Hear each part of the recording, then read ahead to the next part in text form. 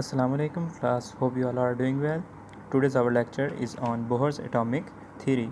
Who was Bohr? Bohr, Niels Bohr was a Danish physicist and he joined Rutherford in 1912 for his postdoctoral research. ये एक Danish physicist था जिसने Rutherford के साथ 1912 में मिलके अपनी डॉक्टरल रिसर्च को पूरा किया और 1930 में बोहर ने एक एटॉमिक मॉडल पेश किया। प्लैंक एक साइंटिस्ट था, उसकी एक थ्योरी थी क्वांटम थ्योरी, उसके ऊपर बेस कर रहा था और 1922 में इसको फ़िज़िक्स में काम करने की वजह से नोबेल प्राइज़ भी मिला और फिज़िक्स में भी इसने स्ट्रक्चर ऑफ एटम पे ही काम किया।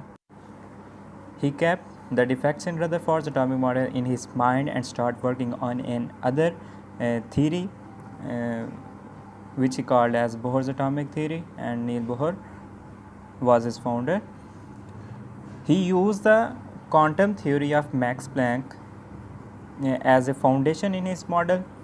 मैक्स प्लैंक एक साइंटिस्ट था जिसने एक अपनी थ्योरी पेश की क्वांटम थ्योरी, इसने उसी को बुनियाद बनाते हुए अपना एक मॉडल प्रेजेंट किया।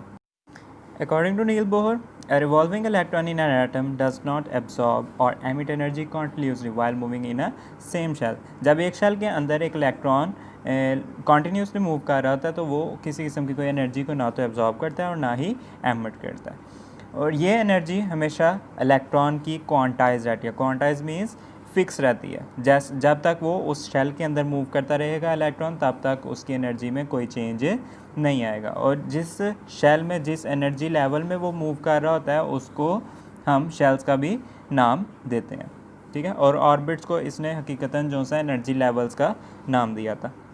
Let's discuss the postulates of Bohr atomic theory one by one.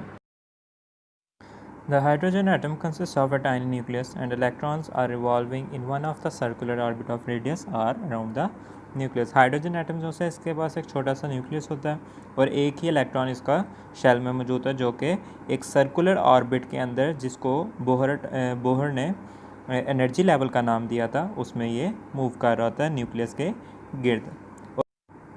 इस एटम के सर्कुलर ऑर्बिट का जो रेडियस है वो भी r है। Let's move towards the second postulate. According to it, each orbit has a fixed energy that is quantized. जैसा कि मैं आपको पहले भी बता चुका हूँ कि हर ऑर्बिट की जो एनर्जी है वो फिक्स है और उस इलेक्ट्रॉन की भी जो एनर्जी है वो तब तक चेंज नहीं होगी जब तक कि वो एक इलेक्ट्रॉन दूसरे शेल में मूव ना कर जाए। According to third postulate, as long as electrons remains in a particular orbit, it does not radiate or emit or absorb energy. The energy is just emitted or absorbed only when an electron jumps from one orbit to another. जब तक एक electron एक shell में move कर रहा है तब तक उसकी एनर्जी में कोई डिफरेंस नहीं आ रहा, और ना ही वो किसी किस्म की कोई एनर्जी को रेडिएट कर रहा है और ना ही उसको एब्जॉर्ब कर रहा है। और ये तब तक इस एनर्जी को ना तो रेडिएट करेगा और ना ही एब्जॉर्ब जब तक कि वो इलेक्ट्रॉन एक ऑर्बिट से दूसरे ऑर्बिट में जंप ना कर जाए। जब ये इलेक्ट्रॉन लोअर ऑर्बिट से हायर ऑर्बिट की तरफ जंप करता है तो ये एनर्जी को एब्जॉर्ब करता है, ठीक है। इसकी जो उनसे वो एक्साइट होने के लिए उसको एनर्जी की ज़रूरत होती है। और इसी तरह जब वो हायर ऑर्बिट से लोअर ऑर्बिट की तरफ जंप करता है तो एज अ रिज़ल्ट उसके एनर्जी को एमिट करता है, एनर्जी को रेडिएट करेगा, एनर्जी को रिलीज़ करेगा। और ये जो चेंज इन एनर्जी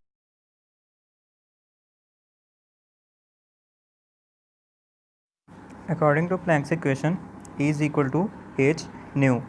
अच्छा, ये जो न्यू का सिंबल है ये एक ग्रीक लेटर है, ठीक है, और इधर न्यू सिंबल जो है हम फ्रीक्वेंसी के लिए इस्तेमाल कर रहे हैं। और एच जो है ये एक प्लैंक्स कांस्टेंट है और ई जो है वो एनर्जी है, यानी कि जितनी ज़्यादा एनर्जी होगी उतनी ही ज़्यादा उस लाइट की फ्रीक्वेंसी भी होगी। इन दोनों का आपस में डायरेक्ट रिलेशन है, और वो जब हमने डायरेक्ट रिलेशन ख़त्म किया और उसकी जगह इक्वल और प्रोपोर्शनलिटी कांस्टेंट लगाया तो एच उसमें एक प्रोपोर्शनलिटी कांस्टेंट था जिसको हम प्लैंक्स कांस्टेंट का नाम देते हैं। अच्छा, ये जो प्लैंक कांस्टेंट है इसकी वैल्यू कितनी है 6.63 इंटू 10⁻34 जूल सेकेंड। इसकी जो सी वैल्यू ये होगी। Now we are heading towards the fifth property or the fifth postulate of Bohr atomic theory. An electron can revolve only in an orbit of fix angular momentum MVR, ठीक है। कोई भी एक electron है तो वो एक ऐसे ऑर्बिट में मूव करेगा जिसका एंगुलर मोमेंटम क्या हो, फिक्स हो। और जैसे कि हमें पता है कि मोमेंटम किसके इक्वल है, मास इनटू वेलोसिटी। ठीक है, एक बॉडी जो कि मास रखती हो और वेलोसिटी v से मूव कर रही हो तो वो बॉडी मोमेंटम को पोजेस कर रही होती है। ठीक है, यानी एक मूविंग बॉडी जो सी है वो मोमेंटम पोजेस करती है। और अगर यही मूविंग बॉडी अगर सर्कुलर पाथ में मूव करना शुरू कर दे तो उसको हम एंगुलर मोमेंटम का नाम दे देते हैं कि वो बॉडी एंगुलर मोमेंटम पोजेस करती है।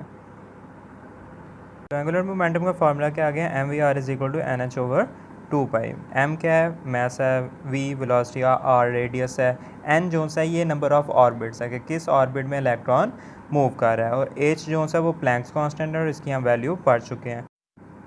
पाई की वैल्यू 3.14 या 22/7 होती है।